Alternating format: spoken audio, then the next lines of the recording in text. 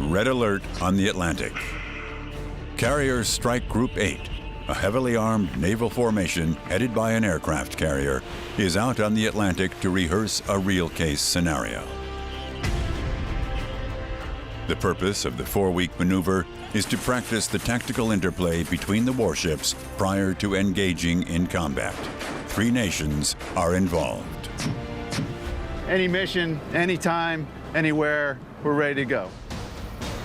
The centerpiece of the group is its flagship, the carrier Harry S. Truman, a 1,093 feet long floating small town with a military airport. With 5,600 personnel on board, the Truman can accommodate 49 jet fighters. During the exercise, its crew will handle several thousand takeoffs and landings. The physical demands are so massive that all those involved always have to push themselves to the very limit. Being out here is definitely stressful. It's a very stress-high environment. A further 1,400 naval personnel are serving on the group's destroyers and frigates. Over the next few weeks, they too will be engaged in the most demanding military exercises.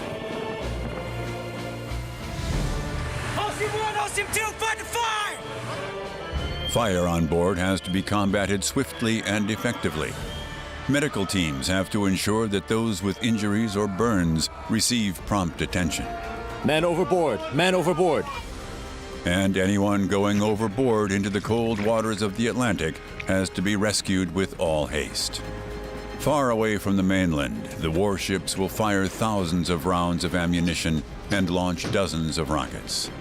Attacks will be controlled tactically from the group's operation centers. Stress in a confined space in the tough daily routine of life in the Navy.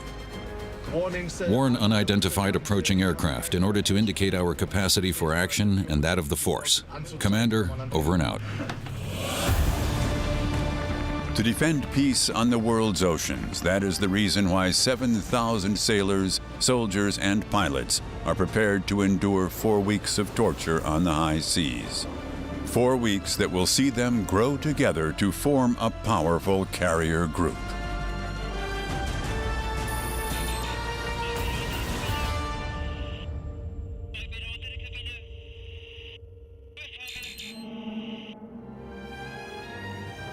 Norfolk Naval Base in Virginia is the biggest naval base in the world. It is from here that the warships of Carrier Strike Group 8 will set out to take part in one of the toughest military maneuvers staged by the U.S. Navy. Its flagship is the huge aircraft carrier USS Harry S. Truman.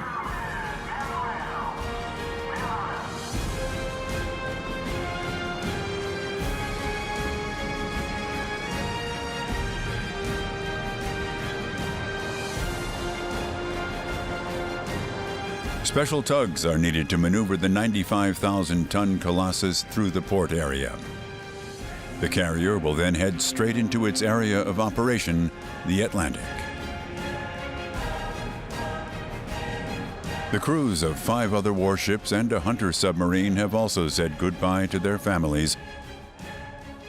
Among them, the crew of the frigate Hessen, a German special ship that is a newcomer to the carrier group. The 20,000 horsepower tugs also helped the Hessen to reach the open sea. Out on the ocean, each of the 7 units takes up its tactical position for the forthcoming Comp-2X maneuver. The group must pass this comprehensive battle training exercise. Only then will it be regarded as combat ready. The focus of every operation by Carrier Strike Group 8 is the USS Harry S. Truman, a Nimitz-class American aircraft carrier. 1,093 feet long and 250 feet wide, this floating military airbase is one of the biggest ships of its kind. The Truman is protected by 5 other warships and a hunter submarine. They include 2 high-tech destroyers, the Arleigh Burke and the Jason Dunham. Both vessels are equipped with state-of-the-art electronic weapons systems. Ultra-sensitive radar and sonar systems detect attackers and transmit their coordinates to the ship's missile launchers. An American cruiser, the USS Normandy, serves the carrier as a floating missile screen.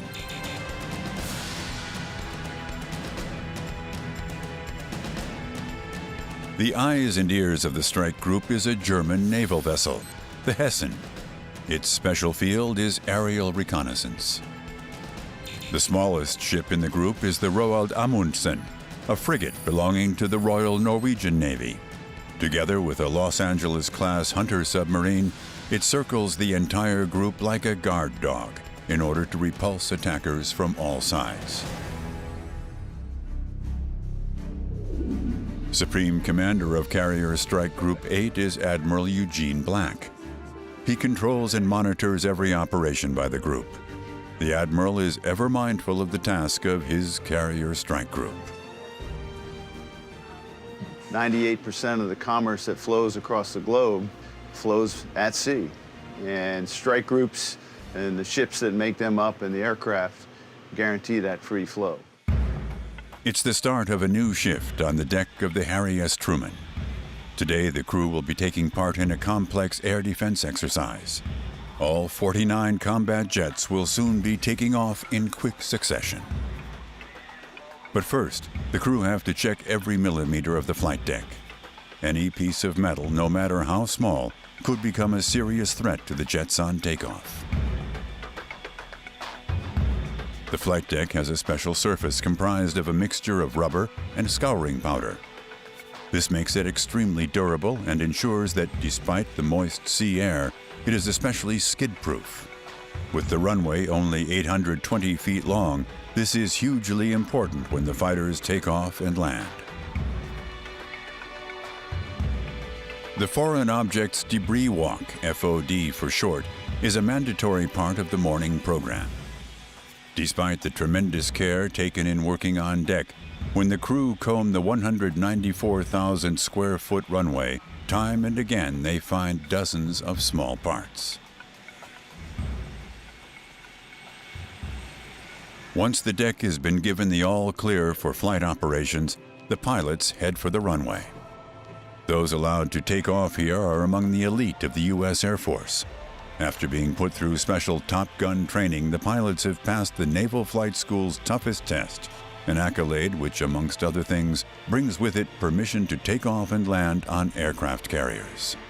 This air wing, comprised of the several squadrons that we have aboard, come from 5 different bases. When we do our separate training in those 5 bases, we then come together for different air wing events so that we can practice working together, and then we come aboard the aircraft carrier for several different training evolutions.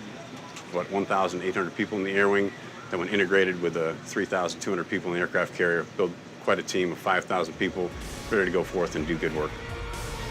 Working on the deck of an aircraft carrier is highly strenuous for the men and women of the air wing and the pilots of the Super Hornets.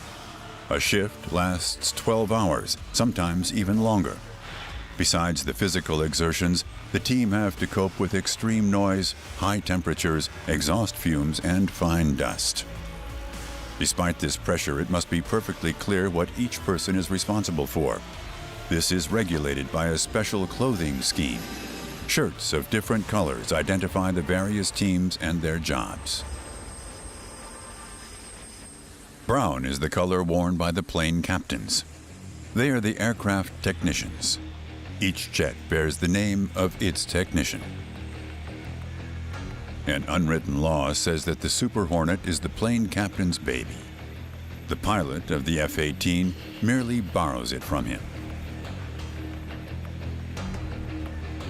The sailors in purple call themselves grapes.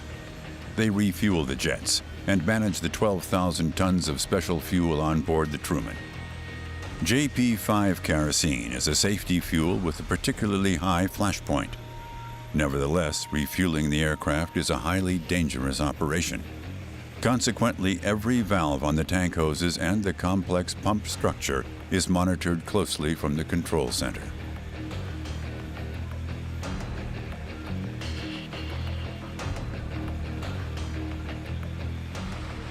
Constant tests on fuel quality ensure there is no contamination, provide additional protection from possible explosions, and guarantee maximum performance from the jets. The Truman carries fuel supplies for exactly 1 week. Then the carrier's kerosene store has to be replenished. Red identifies the weapons officers, known in the Navy as ordnance men. The aircraft carrier is equipped with guided missiles, bombs, and machine guns. Handling this explosive freight calls for total concentration. Consequently, no one, apart from the specially trained officers, is allowed to even touch the armaments.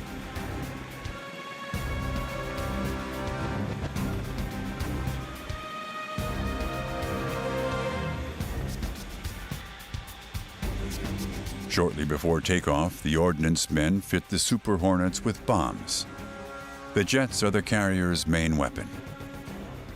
Without them, the steel giant would be virtually defenseless. Some of the bombs weigh up to a ton. The officers can only lift them and attach them to the jet with the help of a winch. The Super Hornet's machine gun is now loaded. In a dogfight, the crew would have exactly 578 rounds available.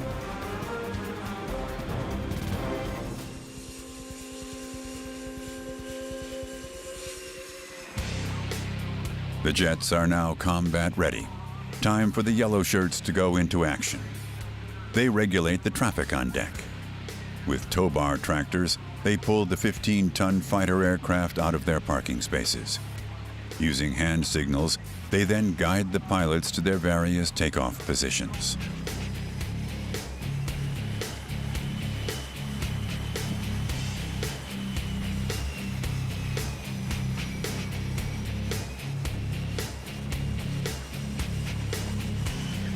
The jet blast deflector is raised, a seawater-cooled heat shield that provides protection from a jet's exhaust. From here on, the sailors in green, the hook runners, take over. Their job is one of the most dangerous on the flight deck. They are in direct contact with each pilot right up until takeoff. Each aircraft is directed to the catapult sled with absolute precision until the takeoff hook engages. The catapult then tightens, and the sled and the jet are under tension. The green shirts also program the catapult system. Based on the takeoff weight of the jet, they set the speed of the catapult, which must accelerate the F-18 so that it will take off at the end of the short runway. What happens is that below deck, steam is forced into a cylinder. When sufficient pressure has built up, the system is able to hurl a jet into the sky. The takeoff speed of an F-18 calls for steam pressure of 1,300 pounds. Things are now getting serious. The first Super Hornet is ready for takeoff. A final technical check sees the white-shirted aircraft inspectors instruct the pilot to activate all the flaps and control surfaces one last time. Then they give their go.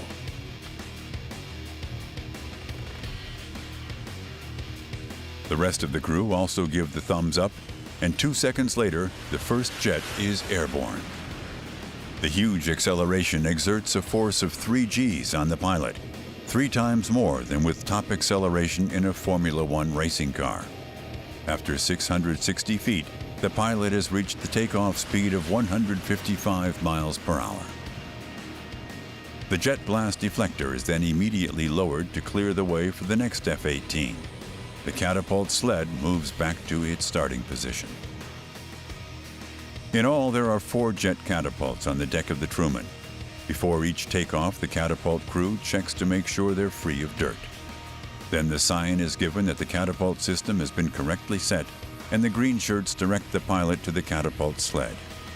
The jet blast deflector protects the crew from the 2,300 degree Fahrenheit exhaust gas stream generated when the F-18 takes off. Another young pilot leaves the carrier at top speed. the chance to fly off the aircraft carrier with these young men and women, average age probably about 19 and a half, getting us airborne, launching off the carrier. It is a fantastic experience to see the different mission sets on a daily basis as we're adjusting from one to the other, and I'm very, very, very happy about that. During the maneuver, all the jets have to take off and land at least once a day. According to a study by the aircraft manufacturer, working on the deck of a carrier is more stressful for the flight personnel than actual combat is for ground troops. This then is tough training geared to preparing the entire crew for U.S. naval operations worldwide.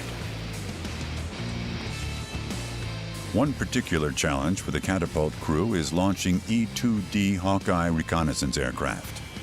In contrast to their F-18 colleagues, the pilots take off at the lower speed of 118 miles per hour. However, their aircraft are a lot bulkier and demand maximum concentration from the runway crew in the complicated setting of the catapult facility.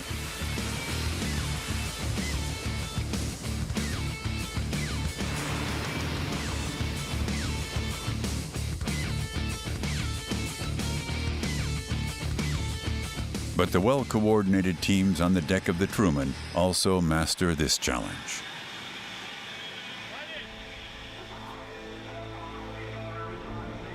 During the takeoffs, the carrier's bridge and tower are also a hive of activity. To make it easier for the pilots to take off, the captain sails the vessel into the wind at full speed. This gives the jets additional lift, and they consume less fuel.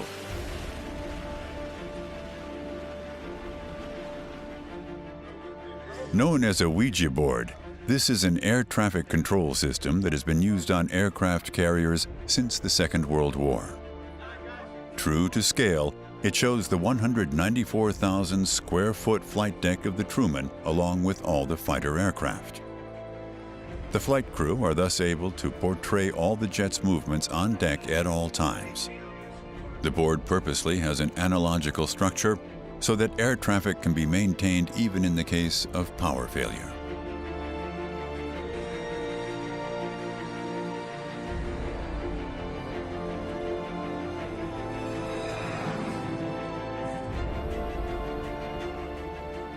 The last F-18 pilot now follows his colleagues. The so-called air defense exercise is underway.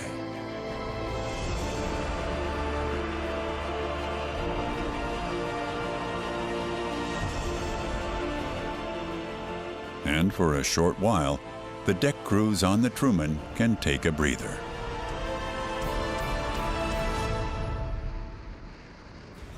The airspace above the group is now full of combat-ready Super Hornets. The air defense exercise, ADEX for short, is in progress with the pilots simulating attacks on all 6 ships in the carrier strike group. The aim is to practice coordination between the various units in joint air defense. The combat aircraft have enough fuel for 2 hours, enough time to make the crews of the warships break out in a cold sweat.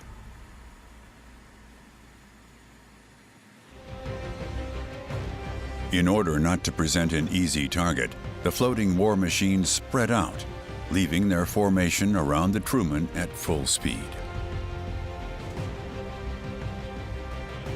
Only the 2 Arleigh Burke-class destroyers remain close to the carrier to protect its flanks. With their 127mm cannon, they can hit targets up to 15 miles away.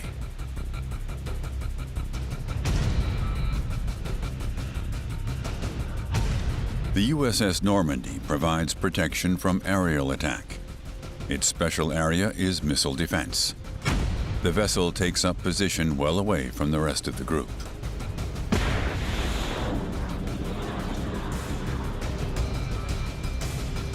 The KNM Roald Amundsen is specially designed to hunt enemy submarines. Its high-tech sonar system enables the Norwegian frigate to monitor what is happening below the surface.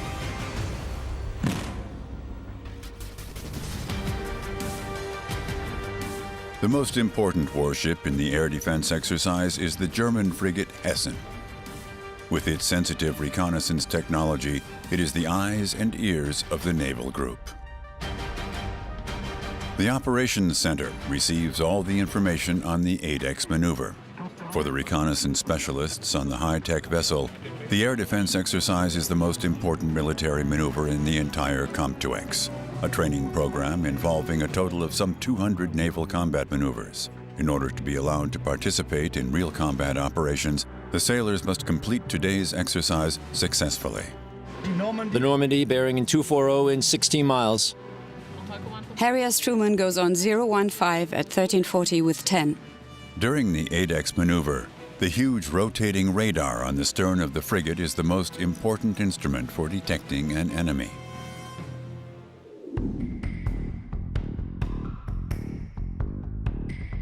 Costing around $15 million, the Smart Hell radar system is currently the most expensive, but also most modern radar system in the world.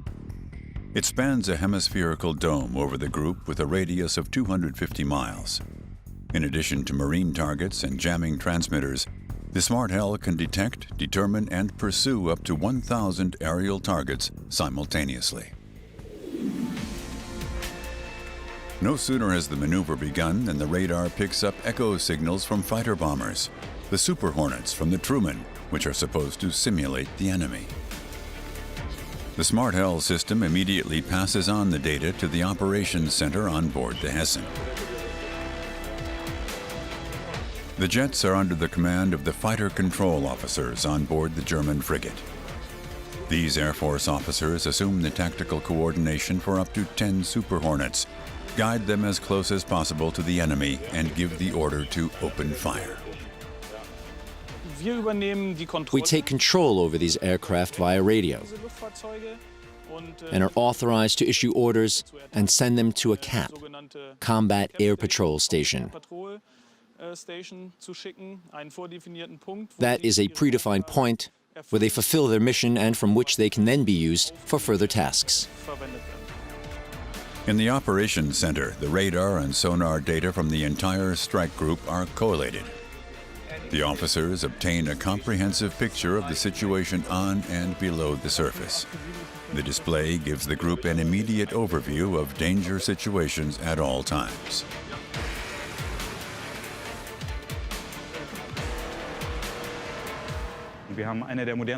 This is one of the world's most modern operations centers. We can see land contours. We can see if an object is an aircraft or just a ship, or possibly even a submarine. The coloring enables us to tell fairly quickly if there's a threat to our ship or our group. We quickly inform the other ships in our group so that everyone has the same information. And based on this, we make a decision that can mean the difference between life and death. Two fighter bombers cannot be clearly identified. Some jets are equipped with a radar jammer, which masks the aircraft's strategic goal or transmits misleading information. The officers on board the frigate have noticed the intruders. It's an unknown, unidentified object. As long as he doesn't change his altitude, he's no threat to the force. However, the F-18 pilots are heading for the carrier group. They aggressively increase their speed and reduce their altitude, a clear sign of hostile intentions.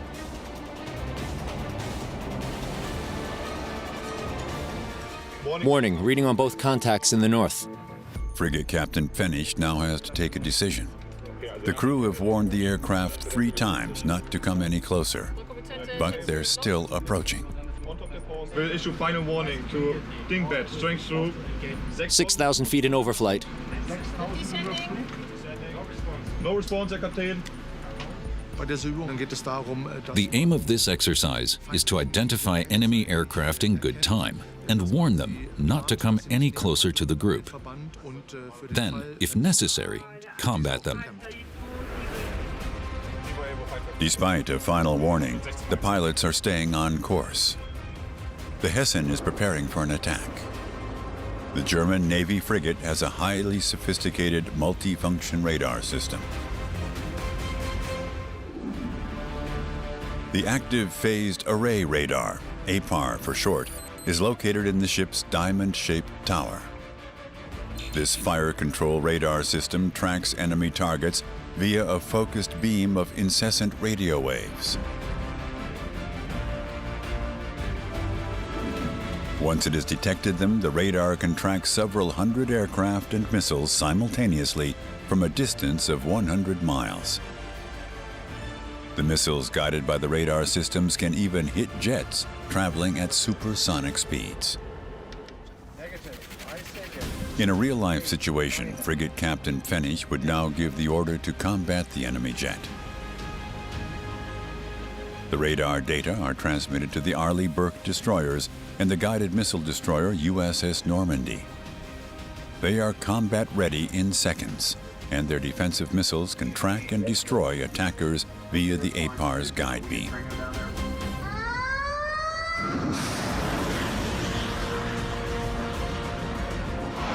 The destroyer's vertical launch system can fire a wide range of missiles. What they all have in common is that they hit their targets with a probability of 95%.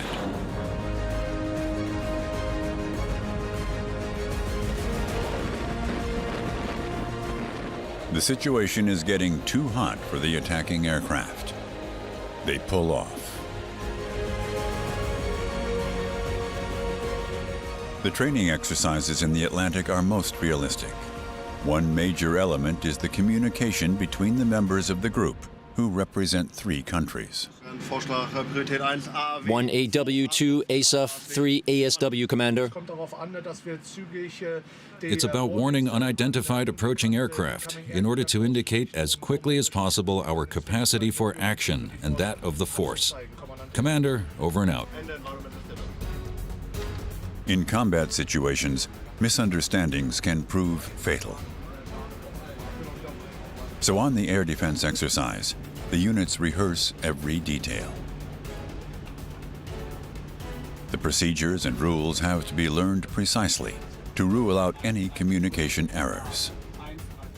No problem. Unfortunately, we have bad comms on this net, but I hope that we could deconflict everything with the Papa Lima Lima and the helicopter arrival of your call sign to my ship. Commander Pfennig is not happy with the communication within the group during the ADEX. In a real combat situation, everything must function flawlessly.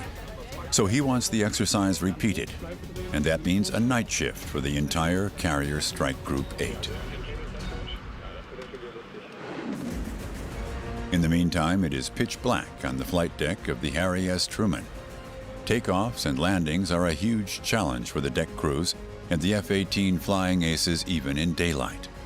Now they need to have literally blind faith in one another because visual contact is no longer possible.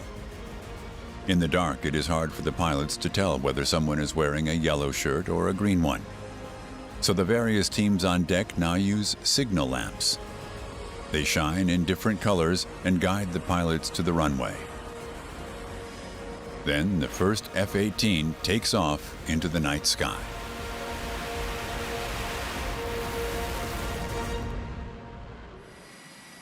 The darkness is also dangerous for the weapons officers, who are normally easy to identify in their red shirts. The missiles are sensitive, so when equipping the jets, the officers have to take great care not to stumble or move the wrong lever. But they're well trained, and every movement is performed just as accurately at night as it is in daylight.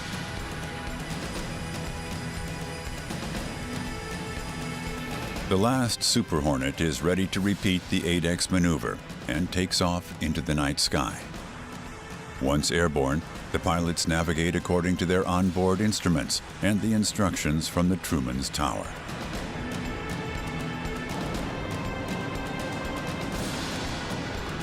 Landings on a carrier in the dark are complicated, but thanks to the constant training, the crews on deck are well prepared.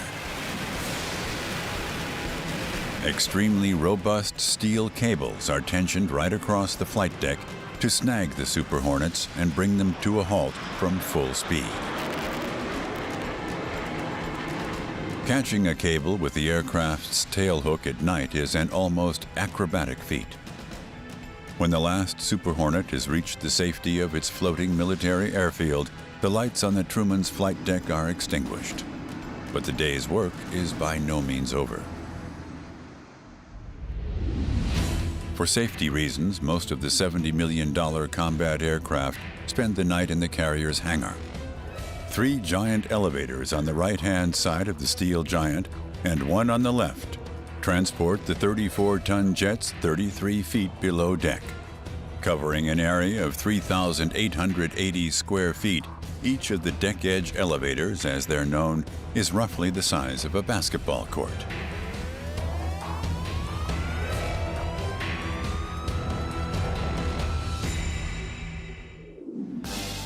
The hangar itself is 3 decks high, about 25 feet, and consists of 4 sections which can be separated by bulkheads.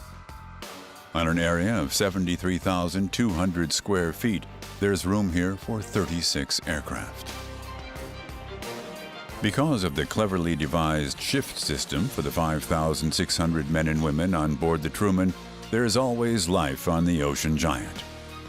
When working on deck has been completed, the aircraft are serviced and cleaned in the hangar. The salty sea air is poison for the F-18's outer skin and its electronic systems. The mechanics meticulously check every inch of the aircraft. The landing gear has to shoulder the heaviest burden. Even though it has been specially reinforced, the impact of landing at full speed and the force of a catapult launch put enormous pressure on the undercarriage.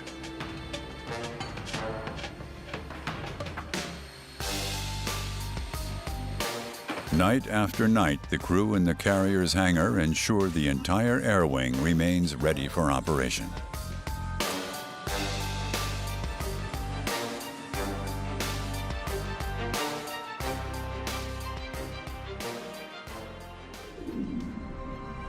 A few hundred nautical miles from the coast of Florida, the Truman is now heading south. The mood on the bridge of this floating fortress is relaxed. Today there is no set program within the Comp2X training plan, and the units have no idea what to expect. Carrier Strike Group 8 is moving in a fictional theater of operations.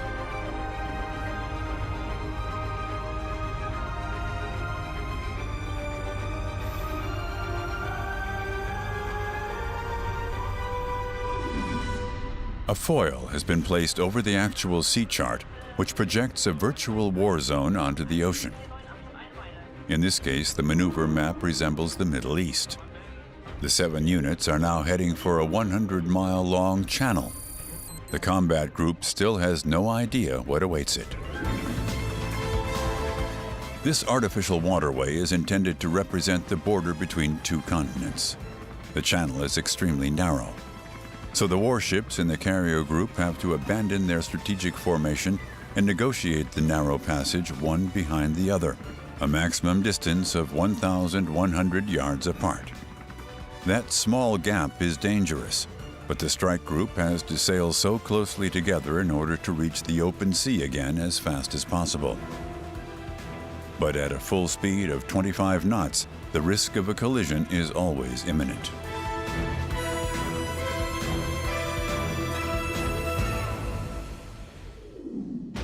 The vessel leading the convoy through the strait is the German frigate Hessen.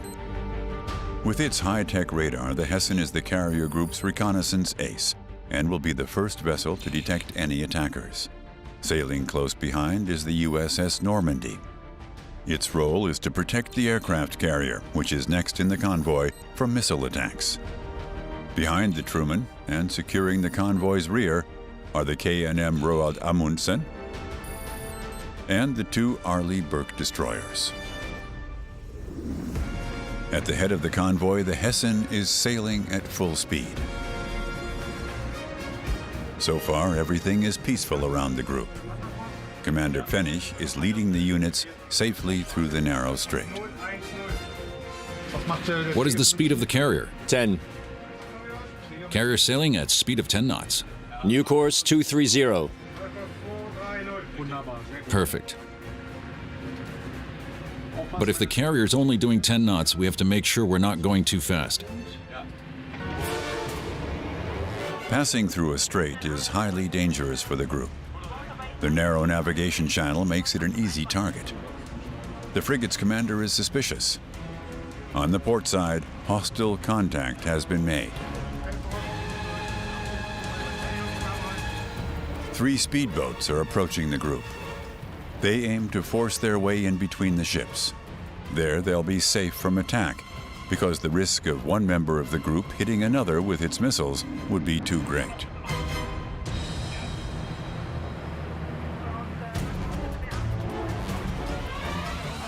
The crew of the Hessen have to act immediately. The frigate's light naval gun is aimed at the attackers, and the team open fire. Caution fire. Each tap simulates a round from the light naval gun. Weapons must not actually be fired during the maneuver. 2 of the speedboats have got through. They cross the convoy and appear to be escaping. To make sure they don't attack again, the captain requests aerial support from the Truman. 2 MH-60 Seahawk helicopters take off from the carrier and head for the speedboats. These multi-mission helicopters can pursue attackers for hours at a maximum speed of 170 miles per hour. If threatened, they can climb to around 10,000 feet. The enemy boats have finally been put to flight.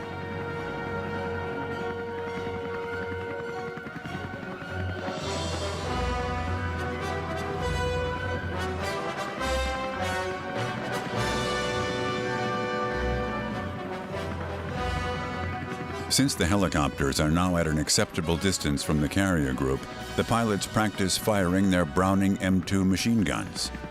They also practice firing their missiles and their 6-barreled fully automatic weapons on this area of open sea.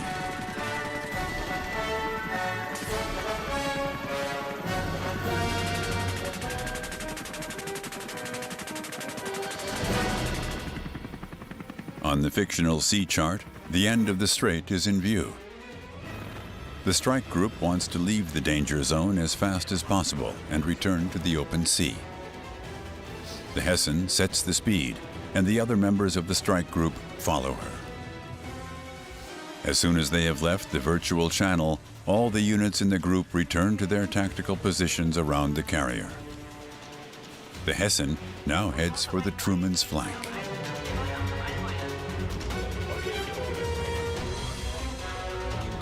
But something is wrong. Suddenly, 3 red objects appear on the radar screen.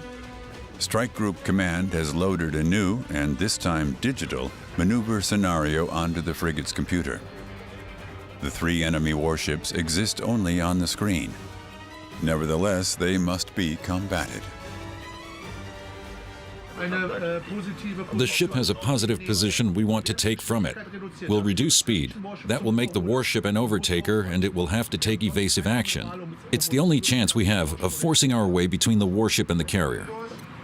New course 090. With this new course, the Hessen is trying to block the attackers' path to the carrier. But the warships are proving provocative and refuse to give way. They want confrontation.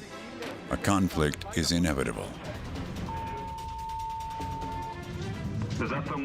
Crew to combat stations to protect valuable unit Harry S. Truman and repulse all threats. The situation is now serious. The crew don their safety clothing. In the operations center, they are ready for action. All the crew are at battle stations. The situation is assessed by the captain of the frigate. He considers the best defense strategy and issues instructions to the crew. With every contact with the enemy, there is an internal and an external battle. For the outer battle, direct defense, the crew aim the ram launcher and the ship's cannon at the enemy vessel. The internal battle involves all the activities on board the frigate. The officers' mess, for example, is turned into a hospital.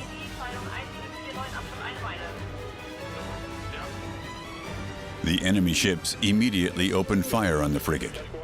Even though this is a digital simulation, on the screens in the operations center, everything seems frighteningly real. Cover, cover, cover. Banga, banga, banga. Hit on the port side. Repeal cover. The Hessen has been hit directly behind the operations center. There's fire in 9 Bravo 0. Smoke expansion equals room size. But the team in the operations center focus solely on the external battle, engaging the enemy. At the same time, their colleagues are preparing for the internal battle, rescuing the injured and putting out the fire. The enemy missile has destroyed the frigate's main weapons. VLS and RAM aft have been lost, RAM forward is redundant, and we have fire in 9 Bravo 0. It must be extinguished to launch Harpoon missiles. And there is even worse to come. A jet fighter is taken off from the Truman. Its sole mission is to attack all the ships in the strike group.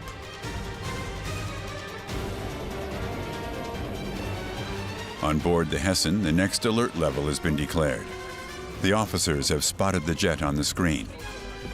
It is heading low and fast for the frigate. Another impact can no longer be prevented. Cover, cover, cover. Banga, banga, banga. Another direct hit. In a real combat situation, a second highly effective military missile would have struck the frigate's steel hull. The crew in the operations center register the level of destruction on board. This interactive control monitor provides the officers with an overview of all the damage on board, including the fires. From here, the information is passed on immediately to the bridge and the operations center. The ship is in a disastrous state. Numerous sailors are missing or injured. The firefighting crews are trying to get control of a blaze directly behind the bridge.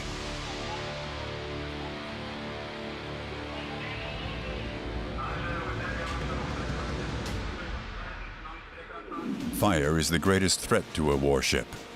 With fuel, weapons, and bombs on board, a carrier in particular is a floating powder keg. So the crew of the Truman has to undergo some tough training. Together, everyone achieves more. The huge bulkheads in the Truman's hangar are closed in the attempt to stop the fire spreading. Dozens of firefighting crews are taking part in this exercise so that in a real emergency they will function perfectly together.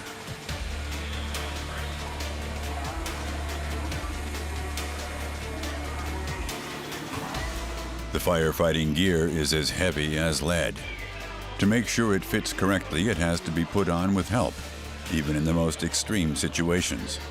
It's the only way to ensure that crew members are optimally protected from the extreme heat. The fire chiefs practice every step with the firefighting crews until they become second nature. In dense smoke, team members can quickly lose their bearings, so it is vital to maintain contact with the person next to you.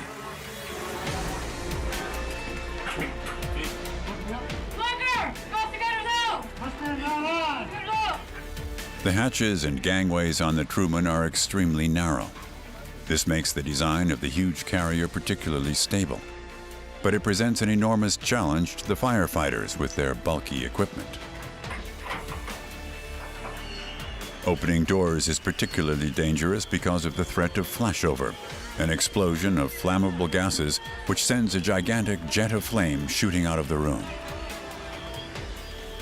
Fire often results in injured sailors needing help as fast as possible. Burns are among the most lethal injuries, so every crew member must be able to treat them swiftly and sterilely.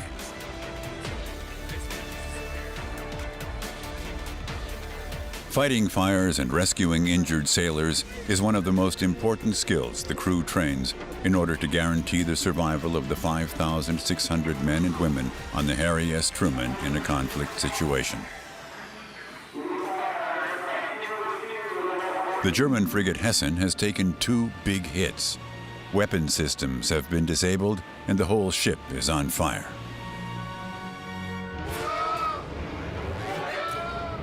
In 9 Bravo 0, the rescue team find 3 seriously injured personnel. Getting them to safety takes top priority. The fire victims are removed through a lock into a smoke-free room. Paramedics provide first aid and assess the seriousness of the injuries. Please help! Help me! An American soldier's face is severely burned. I have to breathe. Is there something cool down the face? Okay. All right. It hurts really bad. And I can't breathe. His friend has an open fracture of the arm and is bleeding. He's screaming in pain. This realistic scenario increases the paramedic's stress level. The aim of this exercise is for everyone to stay calm. It's too dangerous here for the injured. They need to be taken to the hospital.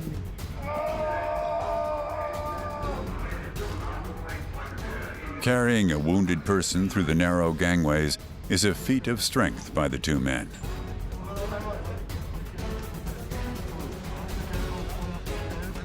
Only a short while ago, the pair treating the wounds of the injured were preparing food for the crew.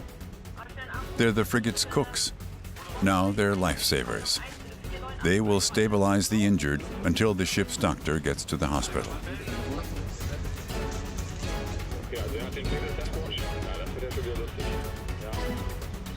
The ship's first officer records where the injured are located on board.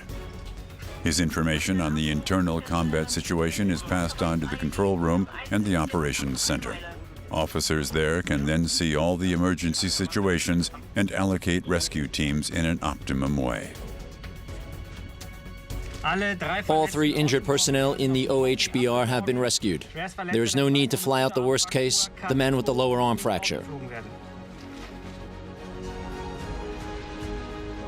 Over the last few hours, the 255 men and women on board the Hessen have experienced a total state of emergency. But the crew of the frigate have mastered the situation. Their injured comrades have been taken care of, and all the fires put out. Another COMP-2X maneuver has been successfully completed.